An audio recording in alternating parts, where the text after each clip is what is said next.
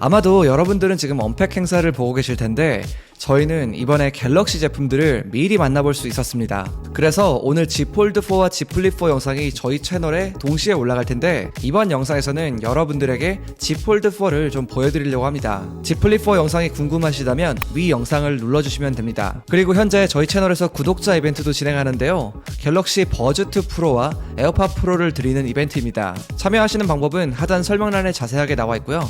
많은 참여 부탁드릴게요. 일단 중요한 디자인부터 살펴볼게요. 가장 눈에 띄었던 건 바로 힌지였는데요. 전작보다 힌지가 많이 슬림해졌습니다. 튀어나온 부분이 별로 없을 정도로 얇아져서 폴드4는 훨씬 더 정돈되고 군더더기 없는 모습으로 바뀌었어요. 생각보다 아주 깔끔해졌습니다. 이번 Z 폴드4는 전작과 비율이 좀 달라졌는데요. 가로가 길어지고 세로는 짧아졌습니다. 외부 디스플레이는 기존과 동일한 6.2인치인데 힌지가 얇아지면서 화면의 비율이 23.1대 9 비율을 가지게 되었어요. 접었을 때 전체의 가로폭은 폴드3와 동일하지만 여기서 화면이 가로로 조금 더 넓어졌다고 볼 수 있습니다. 이렇게 바뀔 수 있게 된 이유는 줄어든 힌지의 사이즈 덕분인데요. 힌지가 줄어들고 줄어든 부분이 화면으로 채워졌다고 보시면 돼요. 이렇게 되면서 외부 디스플레이는 세로로 긴 느낌보다는 좀 바형 스마트폰처럼 안정감 있는 비율로 화면을 볼 수가 있게 되었고요. 폴드를 사용하시는 분들은 외부 화면도 정말 많이 이용하시잖아요. 확실히 기존에는 세로가 좀 더 길었기 때문에 불편해하시는 분들도 많이 계셨는데 이번 비율 변경으로 사용하기 좀 더 좋아졌다고 볼 수 있을 것 같아요. 내부 디스플레이도 7.6인치로 사이즈는 동일한데요. 마찬가지로 비율이 조금 달라졌습니다. 폴드3에서는 내부 화면이 가로 길이가 119.9mm였는데 이번에 122.9mm로 약 3mm 정도 길어졌고요. 세로 길이는 158.2mm에서 155.1mm로 3.1mm가 짧아졌습니다. 전작보다는 훨씬 더 정사각형에 가까운 형태가 된 거죠. 폴드4도 화면에 주름은 여전히 남아있는데요. 전작에 비해서 개선이 되지 않을까 이렇게 기대를 했었는데 아쉽게도 이 부분은 전작과 동일합니다. 버튼 구성은 전작과 동일하게 구성이 되어 있고요. 지문인식과 통합된 버튼 역시 동일하게 위치해 있습니다. 그리고 무게도 조금 가벼워졌는데요. 전작보다 약 8g 정도 가벼워진 263g의 무게를 가지고 있습니다. 이 8g이 체감상 느끼기는 거의 힘들긴 하지만 비율이 달라져서 그런지 사용하는데 훨씬 더 안정감이 들었습니다.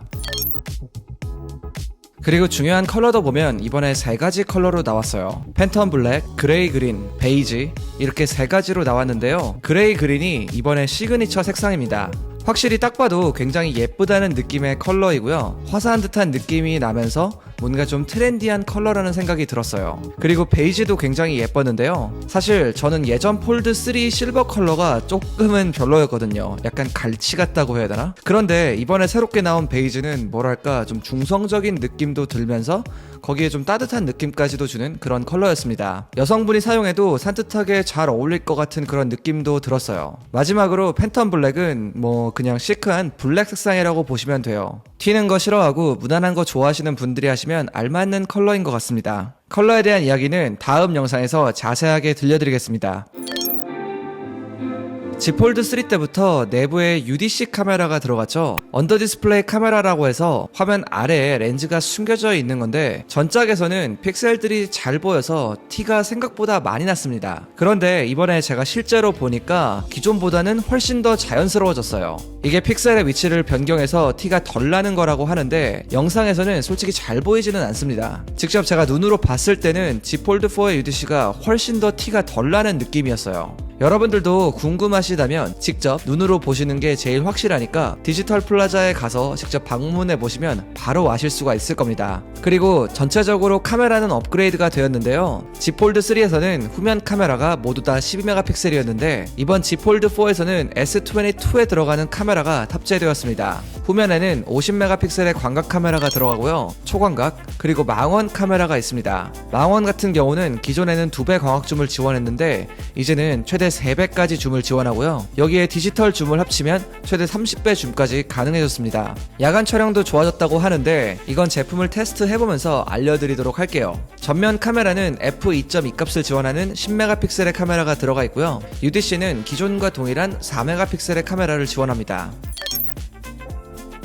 역시 내부에는 예상대로 4나노 공정의 스냅드래곤 8 플러스 1세대가 들어가 있습니다. 전성비가 예전보다 좋아졌다고 하는데 이 부분도 제가 좀 테스트를 해보고 나서 알려드리도록 할게요. 방수 같은 경우는 더 좋아지지는 않았고요. 기존과 동일하게 IPX 8등급을 지원합니다. 이 등급은 1.5m 수심에서 30분을 버틸 수 있다고 하고요. 배터리는 4400mAh로 역시 전작과 동일한 사이즈의 배터리가 들어가 있습니다.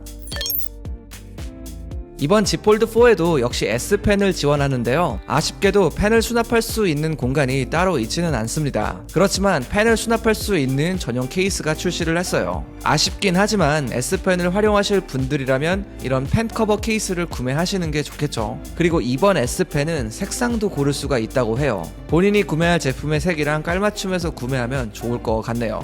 오늘은 이렇게 사전에 미리 갤럭시를 체험해볼 수가 있었는데요. 작다면 작지만 나름 여러가지 변화가 있는 제품이라는 걸 알 수가 있었습니다. 저는 좀 더 사용해보고 여러분들에게 자세하게 알려드리도록 할게요. 오늘 제가 준비한 영상은 여기까지고요. 오랜만에 진행하는 구독자 이벤트도 많은 참여 부탁드릴게요. 지금까지 별남이었습니다. 빠이.